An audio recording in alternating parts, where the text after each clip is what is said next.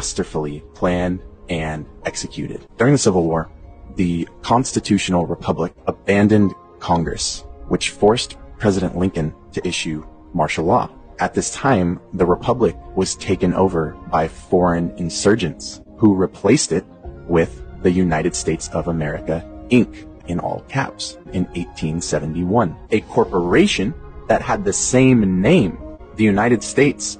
What better way to replace it without anyone noticing that they just got turned into a business and commercialized? Now, this corporation was later purchased by the banking powers behind the Fed in 1912. The Fed was created in 1913. Why did this happen?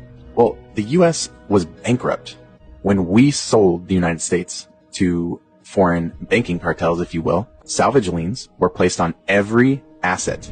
Check this out, including the people of the new federalized states. Now let's fast forward to 1933. An income tax was placed on the people to pay these foreign bankers who own the IMF, which owns the IRS. Look into what the IRS actually is. Who is the IMF owned by? You got to follow the money. Who funds it? It's the same people that own the United States Inc. Same few families, and they're not American. So when I say foreign insurgents, that's what I mean. So 1933, USA Inc. goes bankrupt. An income tax is placed on its people.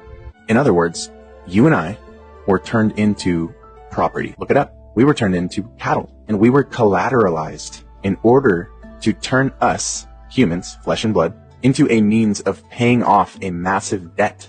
But the problem is that while you are technically a person, you've entered into contracts that you're completely unaware of, such as your birth certificate, social security number, etc., that are all saying, I consent to being collateralized. You're living as property, as opposed to living as a blood and flesh natural being. On paper, you are property. You are a corporation right now. You might be hearing this and thinking, we're fucked. We're property? Are you kidding me? And that's true. And property doesn't have rights. But here is both the blessing and the curse. There are multiple of you. Just like there's multiple United States of Americas. Sleight of hand, remember? What hat do they want to wear?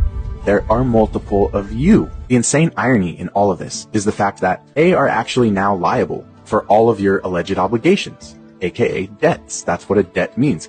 You can play a wrong move in chess and still win the game. And commerce is chess. Their greatest attempt to set us back actually is their greatest weakness. How can we owe debt if the United States is liable for all of its property? If we're its property, then it's the United States' burden to pay our debt. And that is exactly what the law says. I'm going to leave you guys with two different codes that I highly recommend you look into. First is going to be the House Joint Resolution Act 192. And when that occurred, the dollar was turned into what is called Federal Reserve debt notes. So if we're being asked to pay debts, but all we are given from the system is debt notes, aka fiat money, to pay back those debts, how can we pay a debt with a debt? I just want you to sit with that. They never gave you lawful money. They never gave you gold. They never gave you silver. The other side of it is looking into 18 USC 8. 18 United States Code 8. You're going to come to find out that that's literally telling you that the United States is liable for all debt. All of your debt, the United States is liable for it.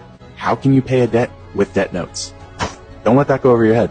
They already got paid. Whoever's coming after you, saying you owe a debt, whatever, they already got paid. Why would you be paying it twice? Common law, a completely different, higher level set of law that comes from God, the Creator, is for a natural blood and flesh man. And yet you have been following legal law your entire life.